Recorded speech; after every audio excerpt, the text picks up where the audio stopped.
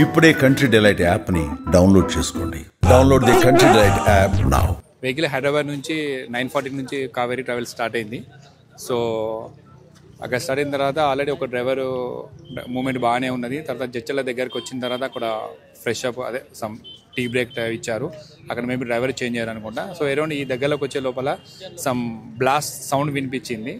So sound వినిపించేసి నేను just driver back side సీట్లో ఉన్నాను, లెఫ్ట్ సైడ్లో డౌన్లో ఉన్నాను. జస్ట్ అదే స్మాల్ కర్టెన్ ఓపెన్ చేసి చూసే లోపల సమ్ ఫైరింగ్ అని కనిపించింది.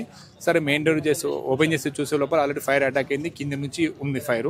ప్లస్ అదేవిధంగా ముందు ఒక లెఫ్ట్ సైడ్లో కూడా ఒక అరౌండ్ 10 మీటర్స్ 5 మీటర్స్ వరకు సమ్ డీజిల్లో సమ్ పెట్రోల్ స్ప్రెడ్ అయిన ఉంటుంది. అక్కడ నుంచి కూడా ఫైర్ అటాక్ అయింది. సో నేను లెఫ్ట్ సైడ్ డోర్ ట్రై చేసాను, రావట్లేదు. రైట్ సైడ్ డోర్ ట్రై చేసాను, రావట్లేదు. లాక్ అయిపోయినా ఏమో తెలియదు. సరే అని చెప్పేసి ఇక నేను నాతో పాటు ఇంకో 2 మెంబర్స్ అరిచాము, fire break the glass break చేసి మేము డ్రైవర్ సీట్లో ఉన్న స్మాల్ మిర్రర్ ఓపెన్ చేసింది. ఆ మిర్రర్ ఓపెన్ అయింది. ఆ మిర్రర్ ఓపెన్ అయినప్పుడు అందులో నుంచి మేము 4 మెంబర్స్ సేఫ్ అయ్యాము, ఎస్కేప్ అయ్యాము. అక్కడ నుంచి ఇంకా అందరూ లెఫ్ట్ సైడ్ నుంచి ఇంకో డ్రైవరు మేబీ డోర్ బ్లాక్ చేశారు. లోపల నుంచి వాళ్ళందరూ చాలా ఫోర్స్ ట్రై చేస్తుంటే అంత లోపల అప్పటికి ఆల్మోస్ట్ 40% వరకు ఆల్రెడీ బస్ బర్నింగ్ అనేది స్టార్ట్ అయిపోయింది. చాలా గాలి ఉండే, రెయిన్ కూడా కొద్దిగా లైట్గా స్టార్ట్ అయింది.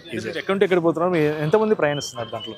నేను హైదరాబాద్ నుంచి బెంగళూరుకి వెళ్తున్నానండి. మేబీ అరౌండ్ ఒక 40 మెంబర్స్ ఉండుండొచ్చు ప్యాసింజర్స్ అందరూ. ఆల్మోస్ట్ ఎక్కువ మంది సోలో ప్యాసింజర్స్ ఉన్నారు. ఒక 2-3 ఫ్యామిలీస్, ఒక 4-5 females, remaining members male candidates. మీతో పాటు ఎంతమంది ప్రయాణించారు? మీరు ఒక్కటే ప్రయాణిస్తున్నారు?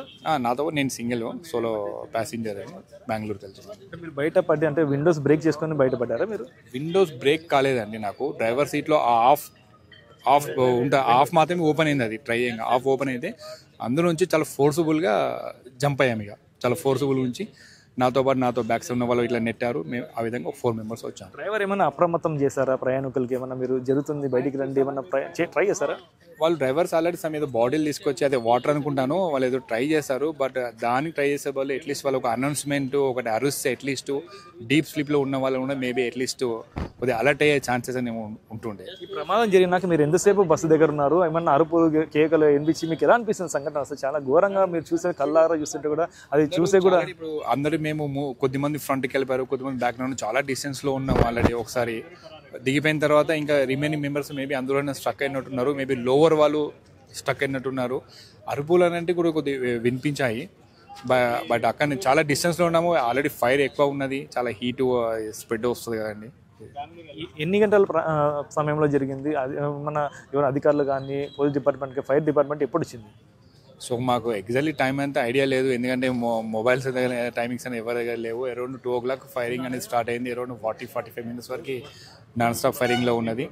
సో ఇక లోకల్ కూడా ఒక 2-3 మెంబర్స్కి మేము కాల్ చేస్తాము, 108కి 109 గల, బట్ కాల్ కనెక్ట్ అవ్వలేదు. ఒక లేడీ ఆంటీ వాళ్ళు ఆల్రెడీ ఎవరు మొబైల్ సమ్ డిపార్ట్మెంట్ పర్సన్స్కి కాల్ చేస్తే కాల్ కనెక్ట్ అక్కడ నుంచి అప్పుడు డిపార్ట్మెంట్ కానీ ఫైర్ స్టేషన్కి కానీ ఆ విధంగా ఇన్ఫర్మేషన్ వెళ్ళింది.